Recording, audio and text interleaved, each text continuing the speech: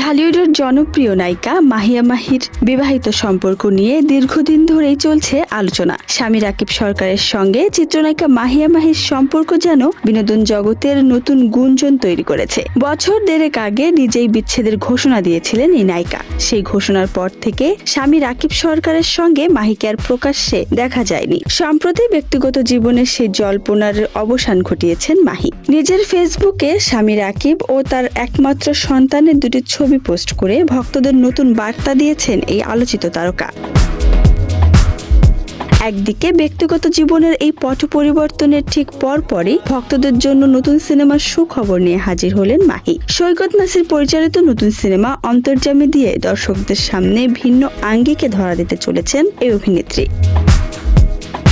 মাহি স্পষ্ট জানিয়েছেন, সিনেমাটি তার সুপারহিট সিনেমা অগ্নি 2 এর মতোই গল্প হলেও কোনোভাবেই অগ্নি নয়। নায়িকার কথায় অগ্নি শুধু প্রতিশোধের গল্প, আর অন্তর্যামী হলো একটি সার্ভাইভাল স্টোরি বা জীবন সংগ্রামে টিকে থাকার গল্প।